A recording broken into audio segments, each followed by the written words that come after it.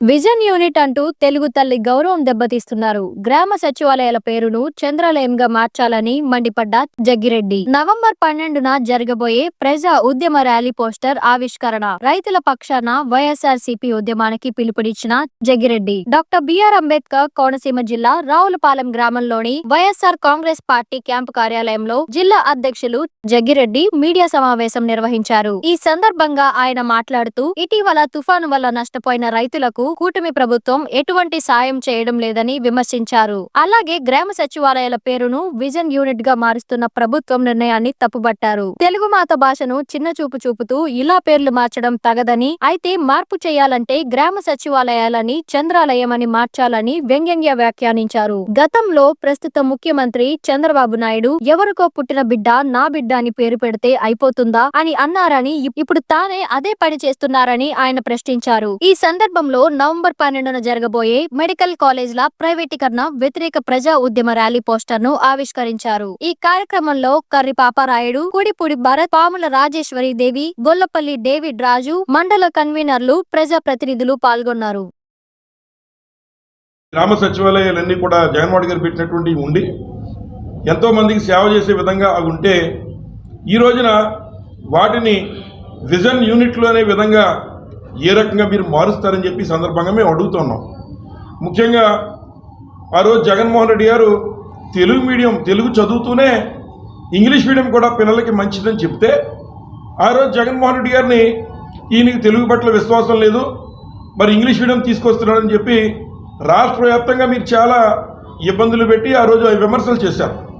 ఈరోజు తెలుగుదేశం పార్టీ పేరు చెప్పుకుని, చెట్టు పేరు చెప్పుకుని కాయలం వేసుకునే చందంగా తెలుగుదేశం పార్టీ పేరు చెప్పుకుంటూ, అలాగే మేము తెలుగు వారం, తెలుగు యొక్క ఆత్మగౌరవం మేము నిలబెట్టేస్తామని చెప్తున్న నారా చంద్రబాబు నాయుడు గారు ఇవాళ ఏ రకంగా మరి ఈ యొక్క గ్రామ సచివాలయాల పేర్లు మరి విజన్ యూనిట్లని మార్చడానికి మీరు సిగ్గేయట్లేదా చంద్రబాబు నాయుడు గారు అని అడుగుతున్నాం.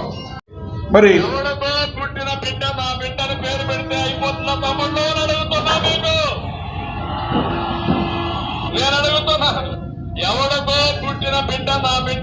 పెడితే అయిపోతున్న తమ్ముళ్ళు అడుగుతున్నా మీకు. మరి ఈ రోజున నేను చెప్పినటువంటి ఈ స్కీములన్నీ కూడా జగన్మోహన్ రెడ్డి గారి యొక్క పుత్రులు, జగన్మోహన్ రెడ్డి గారు ప్రవేశపెట్టినటువంటి సంక్షేమ ఫలాలు, పథకాలు, వాటిని పేరు మార్చి ఇవాళ మీరు మీ బిడ్డలుగా చెప్పేసుకుంటే అయిపోద్దా చంద్రబాబు నాయుడు గారు? మీరు అడిగిన మాటనే మిమ్మల్ని అడుగుతున్నా. ఎవరికో పుట్టిన బిడ్డలకి మీరు పేర్లు పెట్టేసుకుంటే అయిపోద్దా అని మీరు మీ తెలుగు తమ్ముళ్ళని ఏమడిగారో అదే ఇవాళ మేము కూడా మిమ్మల్ని అడుగుతున్నాం, సమాధానం చెప్పాలని ఈ సందర్భంగా కోరుతున్నాం. అలాగే కేవలం ఇవే కాదు, మరి ఏదైతే ఇవాళ ఉన్నటువంటి రాష్ట్రంలో మరి సచివాలయాలు మళ్ళీ పెయింట్లు మార్చేటువంటి కార్యక్రమాలు కానీ, లేదా అంబులెన్సులు ఒకవైపు ఆరోగ్యశ్రీ ఎత్తేసారు. ఆరోగ్యశ్రీ పేషెంట్ల వరకు వెళ్తుంటే ఎక్కడ వైద్యం చేయట్లేదు. కేవలం ఎమ్మెల్యేలు మాత్రం వారికి కావాల్సిన అనుయాయులకి 10 మందికో 20 మందికో ఇవాళ సీఎం రిలీఫ్ ఫండ్ తెచ్చి ఇదిగో మేము ఇంతమందికి చెక్కులు ఇచ్చామని మరి వారు డప్పాలు కొట్టుకుంటూ ఉన్నారు.